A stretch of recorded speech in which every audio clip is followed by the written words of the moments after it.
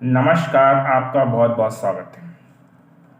आज के आधुनिक युग में पुरुष और महिला हर क्षेत्र में हर जगह आपको काम करते हुए साथ मिल जाएंगे। ऐसे में काफ़ी समय एक साथ बिताने के कारण उनके बीच भावात्मक संबंध या ऐसे संबंध जो हमारे समाज में पसंद नहीं किए जाते आज भी बन जाते हैं। वैसे तो देश काल परिस्थिति के अनुसार कहीं इसको अच्छा नहीं माना जाता, कहीं नॉर्मल माना जाता, और आजकल तो हमारे भारत में भी ये आम बात हो चुकी है और लोग इसको एक्सेप्ट करने लगे हैं। लेकिन फिर भी ज्योतिष में कुछ ऐसे योग होते हैं, ऐसी गणनाएं होती हैं जिसके द्वारा हम पता कर सकते हैं, या अगर वो योग या संबंध कुंडली में हैं तो इजीली ये संबंध उन लोगों के हो जाते हैं। तो आज हम इसी पे चर्चा करने वाले हैं कि ये किन कुंडलियों पे ज़्यादा इफेक्टिव होता है। जनरली आप सबसे पहले अपना लगन देखिए। आपके पास कोई भी कुंडली है, किसी की भी कुंडली है, तो उसका लगन देखिए। लगन अगर मिथुन या बुध की दूसरी राशि कन्या या शुक्र के तुला लगन, वृषभ लगन की है, या मंगल की राशि उसमें आती है वृश्चिक लगन, मेष लगन, तो इसकी कुंडली में आगे बढ़िए। या गुरु की भी, क्योंकि गुरु की मीन और धनु राशि भी द्विस्वभाव राशि है, तो ऐसे में आदमी का स्वभाव दो साइड का होता है। तो जनरली आपको बुध, मंगल, शुक्र और गुरु लगन वालों में ये संभावनाएं संबंधों की, इस टाइप के संबंधों की ज़्यादा संभावना रहती है।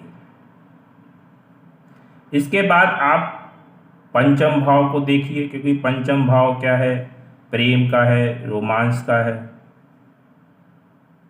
और सप्तम भाव लिविंग रिलेशनशिप का है, आपस में संबंध का है, सेक्सुअल संबंध का, चाहे वो पत्नी से हो चाहे गर्लफ्रेंड से हो। और अष्टम भाव बदनामी का है, यानी कि ऐसे संबंधों से अगर 8th हाउस भी इन्वॉल्व होता है तो वो बदनामी को दिखाता है। और 12th हाउस जो है गुप्त संबंधों का है। गुप्त यानी कि अगर आपके संबंध हैं और 12th हाउस उसमें शामिल है तो आपके संबंध चलते रहेंगे, गुप्त रहेंगे, किसी को पता नहीं चलेगा। यानी कि सबसे पहले तो आपको लगन ही देखना है, ठीक है ना, जिसमें कि बुध, मंगल, शुक्र और गुरु से संबंधित अगर लगन पड़ते हैं तो उसमें पॉसिबिलिटी बहुत ज़्यादा हो जाएगी। उसके बाद पंचम भाव, सप्तम भाव, अष्टम भाव और 12वें भाव को देखना है। उनके स्वामी आपस में कोई संबंध तो नहीं बना रहे हैं। संबंध दृष्टि के द्वारा हो सकता है, युति के द्वारा हो सकता है, या राशि परिवर्तन के द्वारा हो सकता है। यानी कि किसी प्रकार का संबंध यदि पंचम, सप्तम, अष्टम या 12वें भाव के स्वामी बना रहे हैं, या किसी भी दो भाव के आपस में बना रहे हैं, तो उससे संबंधित आपको फल मिलेंगे। सपोज जैसे आपका 5वें और 7वें का संबंध बन रहा है, चाहे वो दृष्टि से बन रहा है, चाहे युति से बन रहा है, चाहे राशि परिवर्तन से बन रहा है, तो आपका प्रेम विवाह में कन्वर्ट हो सकता है, या प्रेम जो है लिविंग रिलेशनशिप में तक जा सकता है, क्योंकि 7वां जो है लिविंग रिलेशनशिप या विवाह को दर्शाता है, और पंचम भाव प्रेम को, यानी कि प्रेम विवाह हो सकता है या लिविंग रिलेशनशिप रहे, विवाह ना हो, ऐसा भी संभव है, क्योंकि विवाह के लिए और चीज़ें भी देखी जाएंगी। या फिर आपका सप्तम और अष्टम में कोई संबंध बन जाए तो लिविंग रिलेशनशिप में बदनामी हो सकती है, ठीक है ना। प्रेम का अष्टम से संबंध बन जाए, पंचम भाव का अष्टम से बन जाए तो प्रेम आप करते हैं, चाहे रिलेशनशिप हो ना हो, तो उसी से ही आप बदनाम हो सकते हैं। या आपका पंचम भाव का संबंध 12वें भाव से बन जाए तो आपका प्रेम गुप्त रहेगा, आप किसी से प्रेम करेंगे किसी को पता नहीं चलेगा। या सप्तम का 12वें भाव से बन जाए तो आपके लिविंग रिलेशनशिप जो भी हैं, बैड प्लेजर, क्योंकि 12 जो है सही या सुख को भी दिखाता है, वो गुप्त रहेंगे आपके, चाहे आपके संबंध फिजिकली हो। तो आप भाव के अनुसार के देखिए कि कौन सा भाव किस भाव से कनेक्ट हो रहा है। जैसे 5वां भाव प्रेम है, 7वां भाव लिविंग रिलेशनशिप है या विवाह भी है, अष्टम भाव बदनामी है इस संबंध में अगर देखें तो, अब 12वां भाव गुप्त है। तो जिस भाव का भी इन चारों में से जिससे भी संबंध बन रहा है तो उस टाइप के आपको रिजल्ट्स प्राप्त होंगे। लेकिन ये रिजल्ट्स अगर मिल भी रहे तो ज़रूरी नहीं है कि ये हो ही। इसमें आपको ये चीज़ भी देखनी है, जैसे मैंने लगन बताया ना आपको, कि देखना है कि शुक्र का है, बुध का है, मंगल का है या गुरु का है। उसी प्रकार आपको इन भाव के स्वामियों को भी देखनी। अगर ये स्वामी शुक्र हुआ तो शुक्र तो प्रेम को ही दर्शाता है, रोमांच को दिखाता है। मंगल हुआ वो उत्तेजना को दिखाता है, ठीक है ना, और शारीरिक शक्ति को दिखाता है, ठीक है। और बुध जो है बचकानापन है, प्रेम है, मित्र मंडली है, इस टाइप को दिखाता है।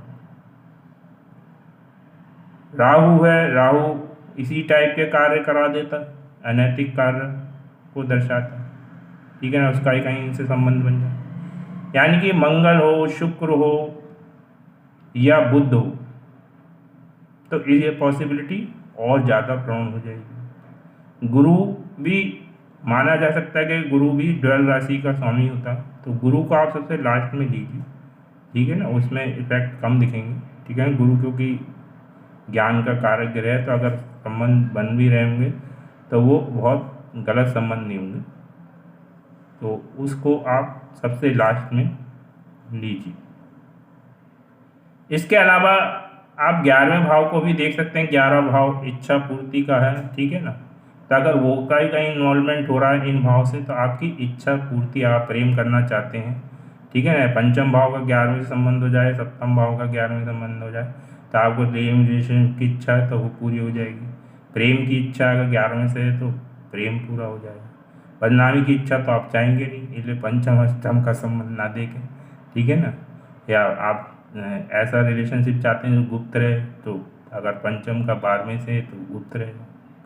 तो इस तरीके से आप लगन को, पंचम भाव को, सप्तम भाव को, अष्टम भाव को और 12वें भाव को और 11वें भाव को भी ले सकते हैं।